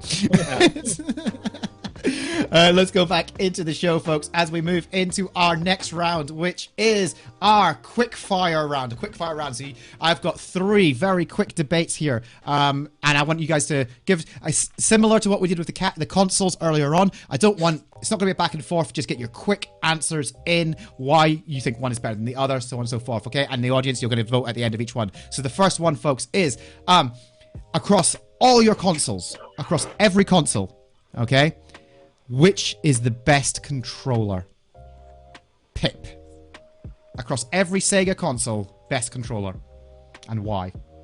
I would say I would have to go for the Dreamcast controller, mainly because it had an analog stick. It worked quite well. The D-pad did not kill your thumb like previous editions, and also it incorporated the VMU with a little window, which in certain games it came up with stats and different things in your life bar and all sorts of things, and also you could put a rumble pack in it so it rumbled and it did not fall out when it rumbled. So I would have to go for the Dreamcast one. Okay, so Dreamcast controller. And Imran, how about you?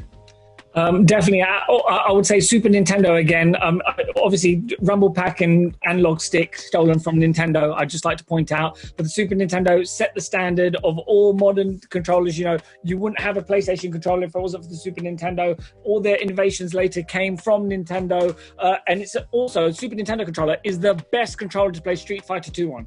You cannot play Street Fighter 2 on any other controller without destroying your hands. It is the best control outside of arcade joysticks for those who are hardcore arcade players. Super Nintendo is best. The shoulder buttons allows you to lean left and right for when you want to play F-Zero and things like that, or Power Slide and Mario Kart and Street Racer. But for Street Fighter, you had your light, medium, and hard, and punch and kicks. You had everything that you needed in order to fight people, and felt good. The colors, the two-tone gray, just the look of it. It is a work of art, and it is the standard that has influenced modern controllers today, without which you wouldn't have video games. You'd have nothing. You'd be groomed by paedophiles in real life who'd come to get you on your Dreamcast internet. Okay, you can't use the paedophile attempt twice. Come on, man. There's a hard limit on that. You're really trying to push this this SNES controller. We're going to put it in. Dreamcast controller versus SNES. Get voting. I love how much you're trying to push it. Like Zamtendo, GameCube, Mad Dave, N64. Come on. But oh my god, it's a draw. Okay, get your votes in, folks. Get your votes in. I never knew really how to hold an N64 controller properly because you had the bit under here, but then the bits around there. But that's it. You could change it when you're playing a game that. So if you're playing GoldenEye, you'd have your left hand on the analog stick and then your right hand on the buttons, unless you were left-handed, and then you could swap it like that and do it like that. And but mainly it was the analog stick. Mainly, it was that's what it was there for. Yeah, don't do what I did, which is hold that bit and use your tongue on the analog. Oh my god, Nanita. So all the best features came from Nintendo. Was that because Imran gave them to Sega when he worked there? No, because Nintendo is so raw. I couldn't get a job at Nintendo, but Sega took me gladly. Sega was like, sure. Oh my god! And the points go to the SNES controller. So well done, Imran. Justice. Of course. That's justice, man. Super Nintendo controller is we king. can now stop hearing about the Super Nintendo controller. You say that, we don't know what questions are left. Oh, I love this one. Secondary education. I really like the Wii controller until I inadvertently hit a friend when playing Wii bowling when drunk. I mean, we've all done that secondary education.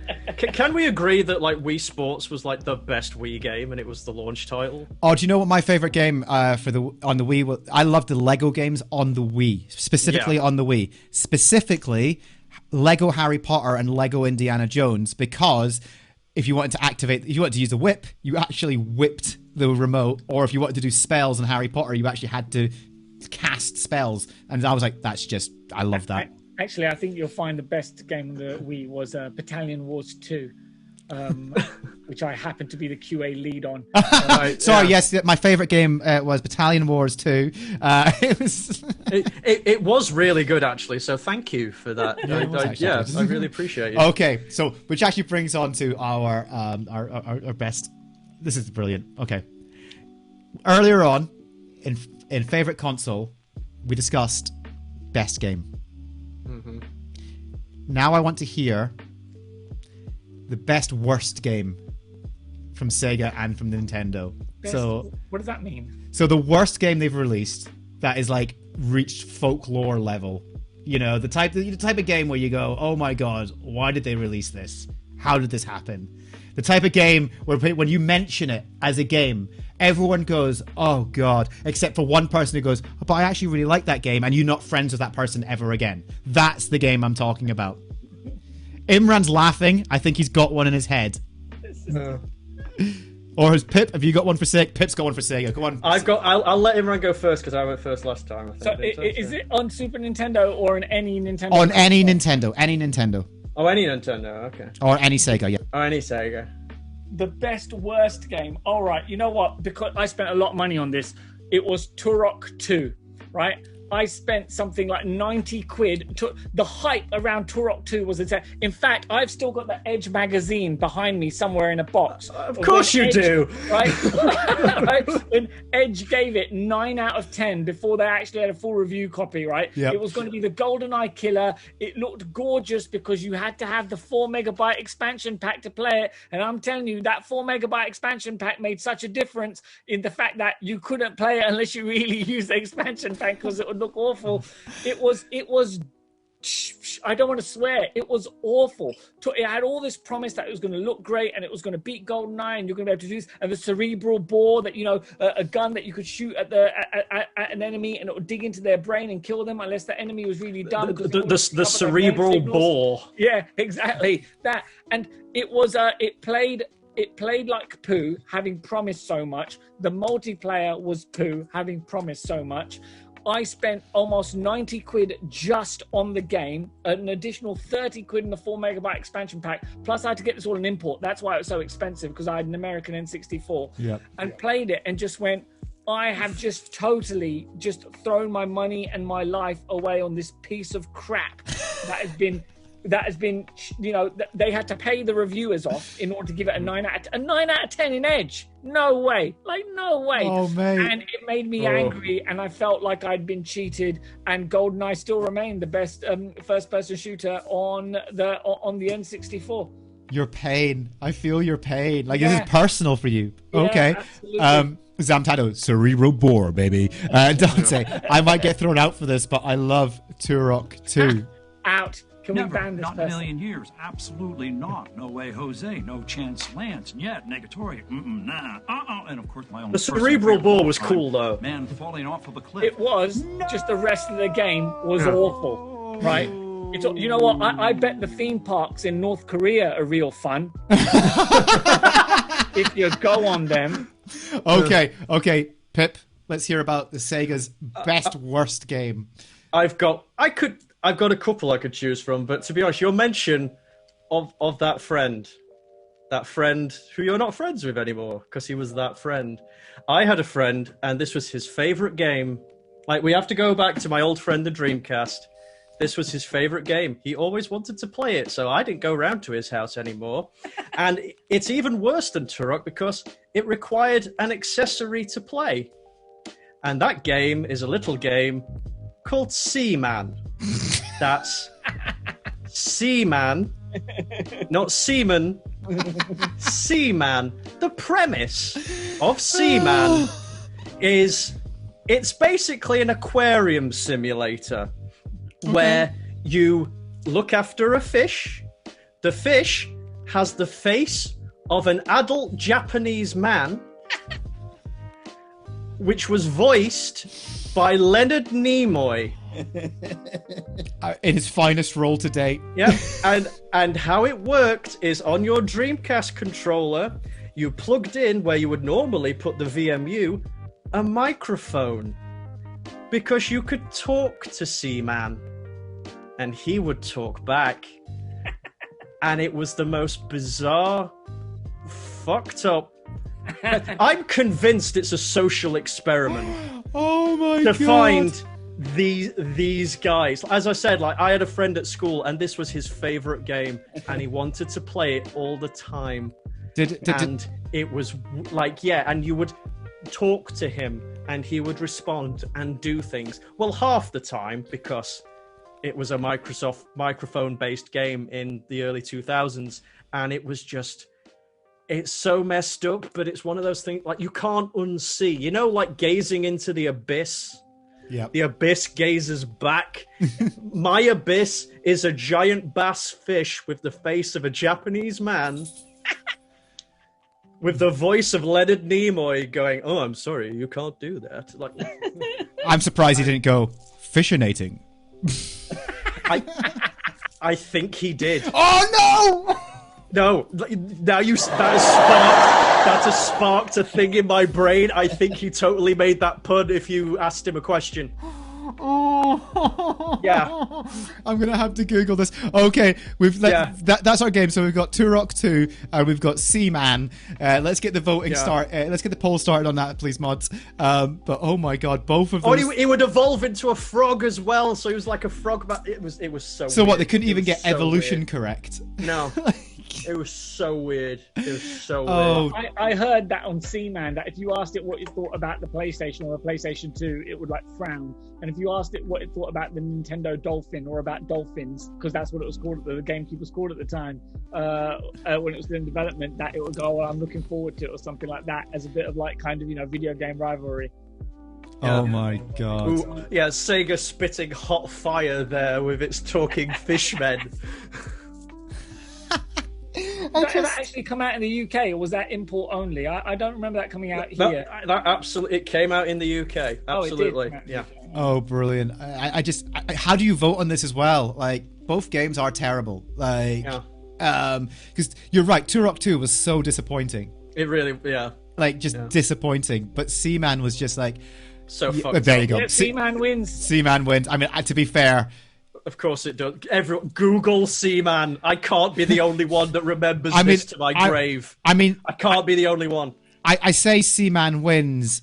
No one wins with Seaman. Like, just, oh, okay. You need to put Metacritic rate Seaman at 82%. So. Are you fucking kidding? No. Like, you should have a negative rating. Like, yeah, are you sure you've not missed the minus at the front of that? Oh, Hazy Magic, I looked and now I cannot unsee. And, yeah. With the voice of Leonard Nimoy. I will keep pointing that out.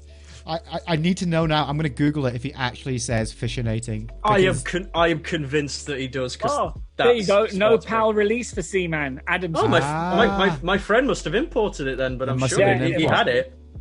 Oh, yeah, Okay. he had it. Oh, so yeah, it came out in the US, but not in the UK. I assure you this kid had it because that's why yeah. he played it all the fucking time and I Must didn't want to go to his house. Yeah, must have Okay. been. Yeah. Okay. So last round. Sidekicks. Because we've already done the main battle. Mario versus Sonic. Let's go. Luigi versus Tails. Here we go. Luigi versus Tails. Pip, you start. Okay, well, Tails is quite obviously a better sidekick. Firstly, his real name is a pun because it's Miles P. Per hour. You see what they did there? Like, yes, Tails is a better sidekick because he can fly. If you were playing Sonic 2 and you picked up Controller 2, you could play Sonic at the same time. Tails was immortal. Like, you would die as Tails, you would come straight right back. He was a Highlander, so he was immortal. He could not die. I would argue he's the true hero of the game because, you know, he could use his immortality to just cure so many problems. Whereas Luigi is just Green Mario. Brilliant. And was for a very long time. Okay. Okay. Imran, let's hear about Luigi. Okay, well, let me just bring him down. Oh, God. He's got Luigi. Luigi here. Luigi, right? This is in his fireball costume as well, right? Luigi here is Mario's loyal brother, right? And in this world today of broken homes, right, and conflict and broken friendships and political divides or everything, Luigi has always been has been loyal to his brother the whole time. Even though his brother's in the limelight the whole time with the hat and the games and everything, Luigi has his own adventures as well. Tails doesn't have his own adventures. Also, Tails can fly, but I don't understand how, because if two tails just kept on spinning, they would twist and then ultimately just turn into like a point and he would fall to the ground. So he's obviously some kind of cyborg robot that Dr. Robotnik, Which is one awesome. of the original names of Mr. Eggman, created for Sonic to have a friend because nobody wanted to be Sonic's friends in Mobius, right? Whereas Luigi has always so loyal, they even looked the same. They've even got a business together, right? That they had going before they went off to the Mushroom Kingdom to save an entire other dimension of people. They're always working. It's a me, a Luigi. See, he's a great guy. Brilliant. Yeah, he's a great guy, and he can try as hard as he wants. He'll always be player 2. Oh, And you know what? And he can also. Actually, I'm not sure what tier rating Luigi is. Let me look it up. I'll tell you. One second. brilliant arguments. Let's get that in the chat. Let's get the poll running on that. Tails versus Luigi. Get voting. And Chaz Redhead, thank you very much for the raid, buddy. Welcome, Raiders. Let's have a cheer for you. Lovely. Welcome. You know what? You've made it. Hello, Chaz Redhead. Can we get a shout out for Chaz Redhead in the chat as well, please? Thank you so much for the raid. I hope you had a lovely stream. Welcome to Clash of Fandoms, the Sega versus Nintendo edition. We're coming into we're currently doing Luigi versus Tails. Let's have a look. Oh, that's unbelievable! Like, Oh my God. Come on, guys! Luigi! Get your votes in. Who's a better character? Is it Luigi or Tails? You can't just keep saying Luigi over and over again and hope that people will vote for him. To be fair, Pip, that's what Luigi does. He just says, "It's me, Luigi."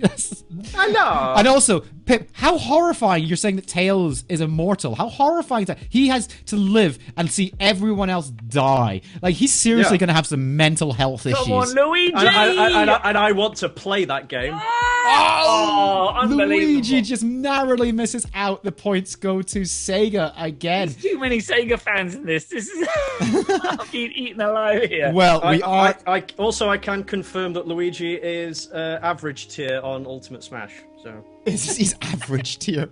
Yeah, that's somehow worse than bad tier, isn't it? Like, that's because Mario is super.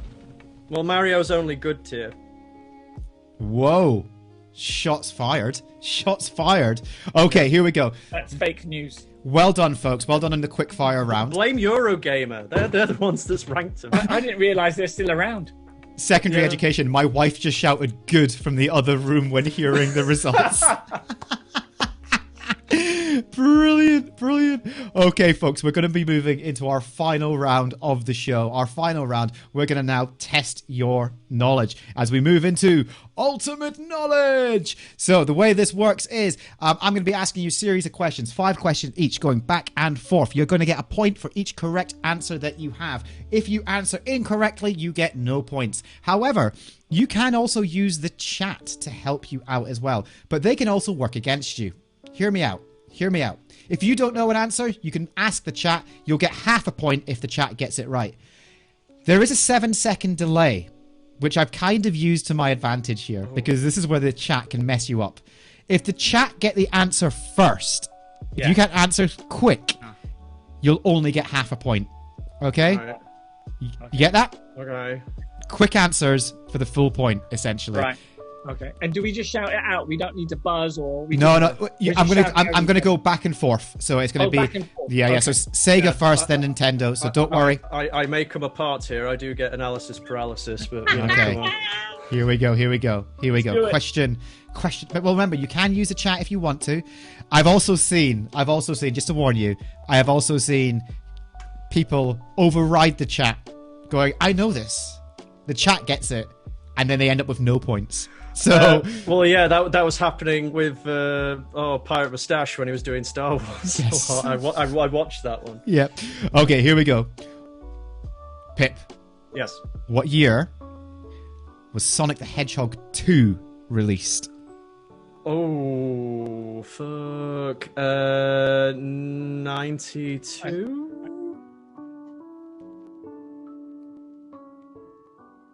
Is 92? correct. Well Yes! done. Oh, that was a guess.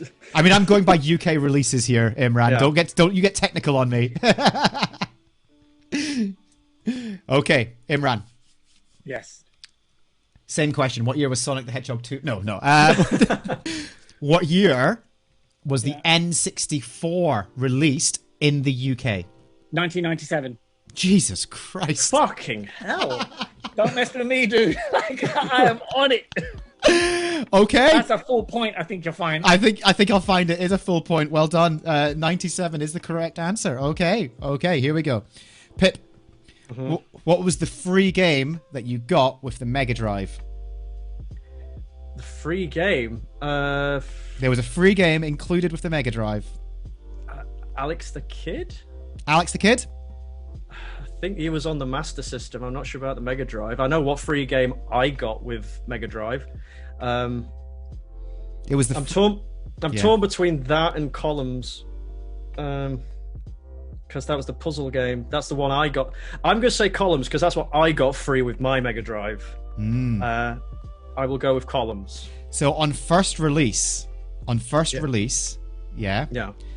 Matt Blair, it wasn't Sonic 1. Sonic 1 did not exist when it was Mega Drive was first released. No. It was teased, but it wasn't Streets of Rage.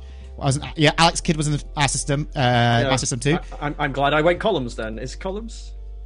On the first release of the Mega Drive, it included a copy of Altered Beast. Oh, fuck. Okay, no. I So didn't no have that. points I got there. Columns. No points. Look at Imran just sitting there going, I know this. I knew that. You knew that, didn't you? You look at you knew that. I mean, technically it was the Genesis, but it's an Mega Drive because, Americans can't have the same name as us.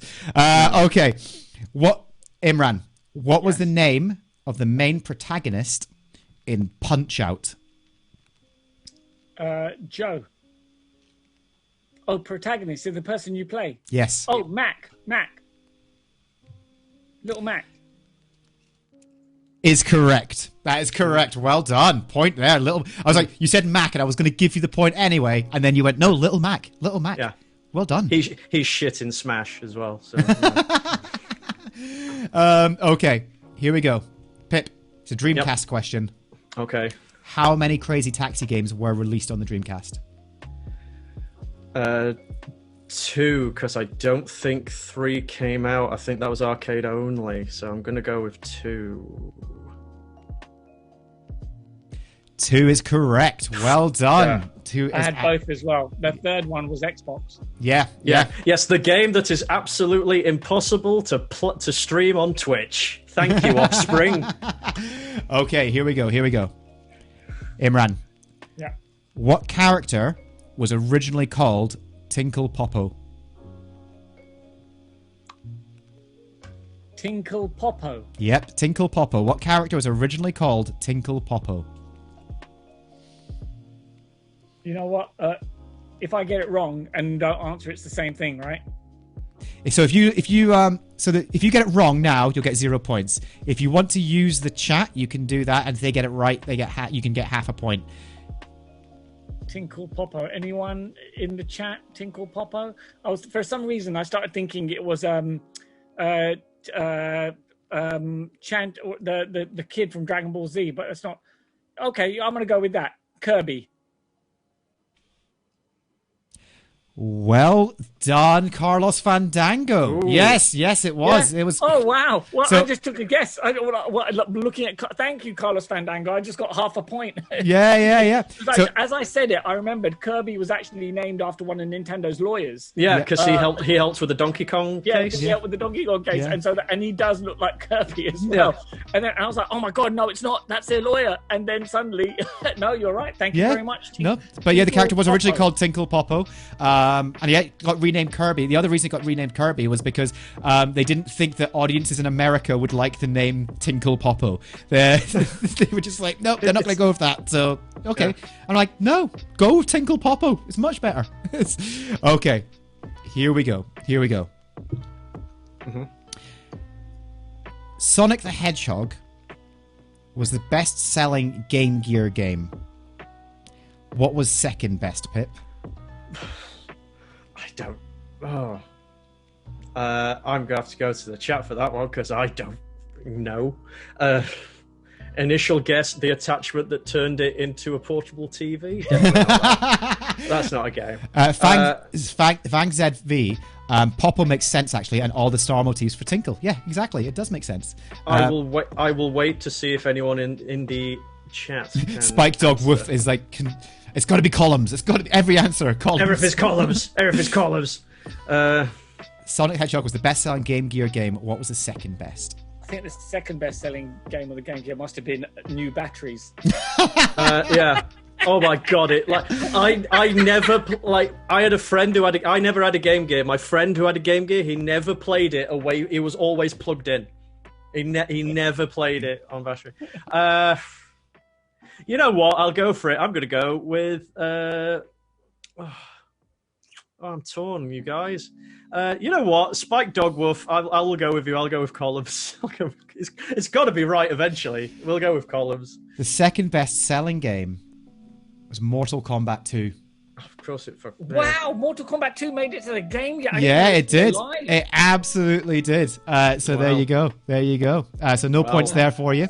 No points for me. I would have guessed columns as well, to be honest. Don't worry, Spike Dog Wolf. We'll get columns. Columns will be an answer eventually. I think people actually forget how old Mortal Kombat is. Like, it is old, and it's incredible what they managed to do. Like when they made that game, it's incredible. The latest one we're on is Mortal Kombat 11. Yeah. We've had it for but it's only years. Good now that Midway aren't around anymore because I helped bring that company into the ground. Okay. I personally appreciate that. Thank you. Imran. Yes. How many Mario Kart games have there been? Oh, how many Mario Karts? All right, the Super Nintendo Mario Kart, N64 Mario Kart, Wii Mario, GameCube Mario Kart Double Dash, Wii Mario Kart, right? Also, but do you? There was Mario Kart on the Wii. So there's Mario Kart on the Wii U and Mario Kart on the Switch are the same game, or does they count as different? They were slightly different, so... It's 8 and 8 Deluxe. I'm still counting them. You're counting them. So that brings it up to 6, right? Mario Kart on Advanced Super Circuit, Mario Kart on the DS, Mario Kart on the 3DS. So we're on 9 now. And...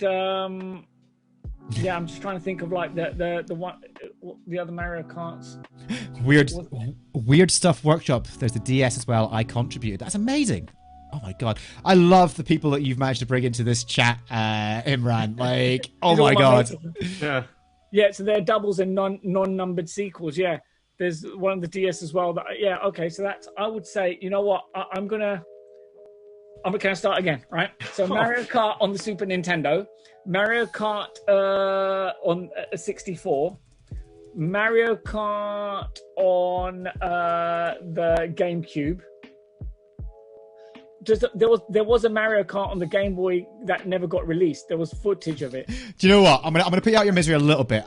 Make sure. So someone has said iOS ones. We don't want iOS. We're looking for. We're going to stick with consoles. What about arcade? There's a virtual only console. Let's stick on the consoles, okay? Put your misery out there, okay? I'm gonna stick it on the consoles. All right. Okay. So there we go. I'm gonna start again. Super Nintendo Mario Kart, N64 Mario Kart, GameCube Mario Kart, Wii Mario Kart, Wii U Mario Kart, Switch Mario Kart, Mario Kart on the Game Boy Advance, Mario Kart on the DS, Mario Kart on the 3DS.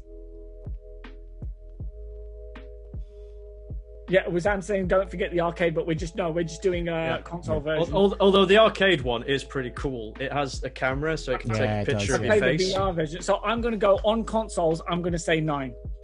9? Yeah. It's 10. Nintendo. Which one did you miss? You ready for this? And you're going to kick yourself because you know what you did? You counted it the first time and then you forgot to count it again. And I wasn't going to tell you that. But it was 1992 Super Mario Kart on the SNES. 1996 Mario Kart 64. 2001 Super Mario Kart Super Circuit on the Game Boy Advance. 2003 Mario Kart Double Dash. Then we had 2005 Mario Kart DS, which was amazing, by the way. Seriously, played that on the DS all the time. I think there was like a Fringe 2011. I was just carrying my DS and Mario Kart. That's the only thing I had around me. Just any spare moment, and I wasn't gigging. I was just playing Mario Kart. It was amazing. 2008 was Mario Kart on the Wii.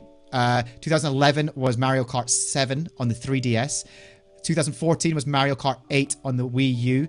And then I was counting Mario Kart 8 Deluxe. You asked me, and I said I was counting it, but you didn't count it in your second count there. Oh, no. Mario Kart 8 Deluxe. And then 2020... What came out in 2020? Mario Kart Live Home Circuit for the Switch. Oh, yeah. Oh, no. Okay. Okay. So there you go, folks. It's 10 Mario Kart games. And I want to say, Zamtendo, well, do you know what, Zamtendo? Have yourself a cheer. Well done. Can I just say, I think Double Dash never got the love it deserved. I quite enjoyed Double Dash. Double Dash is insane. Double Dash is insane. But lots of people don't seem to like that one. It was quite fun. I played a ton of that at university. I think the problem was that Mario Kart was such a classic, pure racer. And then they started bringing all this extra, kind of party nonsense into it. Yeah. And then suddenly it's less about the kind of racing. It's now also item management and everything else. And I think maybe that's what also turned me away a little bit. Because... Yeah, Mario Kart on the DS is probably my favourite one. Yeah, you're in it for the purity of the sport. Yeah, I think, it's like the Quake of racing. Oh my God. Can Imran still get the point? No, Nanita, he got it wrong. No, okay, here we go. Next question. The Trump approach. Excellent. I lost, but can I still win, Pip, please? Your last question, Pip. Your last question. Okay. What was Sega's first ever console? First ever console? Oh. You see, the one that jumps out in my brain is Master System. But I don't know why, if it's the sultry, seductive look in your eyes that they brought one out before then. But my brain is ringing saying Master System 1. I can't remember anything before then. I'm just stalling for time. I don't know what it is. I'm sure it's the Master System 1. I'm sure that is the first one that they brought out. I'm probably wrong. Looking from your face, I probably am wrong because that's the obvious answer, but I don't know any others, so we'll go for Master System 1. You are incorrect. Yeah, I thought I would be, but I literally do not know what there was before the Master System. I will tell you that one person in the chat has got it correct. Is the answer columns? The answer is not columns, but he has finally got an answer right. Spike Dog Woof It was the SG-1000. The SG-1000 was Sega's first entry into the console market. Well done. Do you know I what, have Spike? never even heard of that one. Spike Dogwoof, give yourself a point. Give yourself a point for that. I've been smashing this. You should be doing this, dude. Okay, last question for you, Imran. What is the best-selling Nintendo exclusive game of all time? The best-selling Nintendo. So first party or third party? So exclusive to Nintendo. It's exclusive to Nintendo. Best-selling exclusive game, Pokemon. The best-selling... I mean, when you say Pokemon, there's so many Pokemon games. Oh, then it's between red and blue. Oh my god, that's such a bitch. Hey, Would it be Dematan, yellow welcome to or the was it chat, yellow? buddy. So what's that? Can I check the chat? Yeah, you can check the Oh, chat. right. Actually, the best-selling game. Oh, you know what? I think you're right, Adam. Wii Sports. Does that count? Because that came with the console. Wii But yeah. Sports is correct. Is it? Wii Sports is 100% Oh, correct. bro. Well done. So, yep, there you go. Wii Sports is correct. So, the points finish up on... I'm just going to say the totals. It is 7 points to 6. Okay, 7 points to 6 at the end of Ultimate Vegas Knowledge. ahead. But before I announce the winner, first of all, can we get shout outs for you guys who are both right? First of all, can you get the command up so everyone can follow them on social media on Twitter? Make sure you're following these guys. But also, can we get shout outs for their... Oh, thank you, Dematan, for this resub. Yes, thank you. Also, can we get shout outs for Pip? What's your Twitch handle? My Twitch handle is twitch.tv/housebrokengeek. So Housebroken Geek, yep.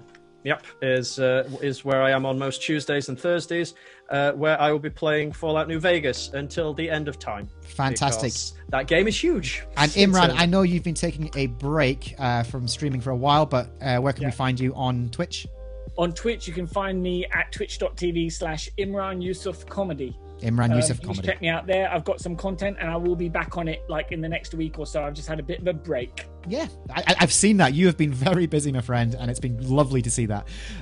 So, guys, thank you so much for taking part. Make sure you get followed. Also, if you have enjoyed this show, we do ask if you do want to donate a little bit of money towards it. I can use that for going towards the paying these guys for taking part in the show. There's a little link at the bottom there, coffee.com/Rik Carranza. If you pop on there, that'd be amazing. I have followed you, Imran, so there we go. There we go. Awesome. I will do the same thing. Oh, thank you. But the winner tonight, 7 points to 6. I'm so... The winner is Sega. Sega wins tonight. Are you fucking kidding me? Well done, well done. That was so tight, buddy. Well done. Oh, that's what she said, but... I- that was a lot closer than what I thought it was going to be. I genuinely thought Sonic! I genuinely thought that Imran was going to get that at the end. It was so good. That was, guys, that was probably that was so much fun as a Clash of Fandoms. Thank you so much for taking part. It was loads of fun. Oh, thank you. That was great. Thank you for that. And thank you to everybody in the chat for taking part and coming in for the follows and for the bits and everything that you've done. You've been amazing. So thank you very much. As we always do, I'm going to send you guys a raid. Let's go raid someone else. Who should we? Any suggestions for who we should raid, folks? Let's see who's on. Ibstatron. Do you follow him? He's a community manager at Sega. Somebody I trained in the QA department. Is he streaming now? He is streaming now. Ibstatron is streaming. He's playing. What is this? He's playing Fall Guys. Brilliant! Let's do that. So how do I spell that? IBSTA Tron. Ibstatron. Got it. Okay, fantastic. We're gonna go right, folks. We're gonna go raid Ibstatron. IBSTA Tron. Okay, cool. Yeah. TA Tron. Yeah. We're gonna go raid. If you are a subscriber, you've got the hashtag RickRaid emote. Make sure you use that in the chat. If not, just type in hashtag RickRaid. Let them know that we're there. Let's go make some noise. I'm gonna start that raid. Thank you so much for taking part, guys. Thank you. Thank you for watching. And Well played. Thank you. I'm back on tomorrow. I'll see you tomorrow for a wee quick stream during the day. Bye.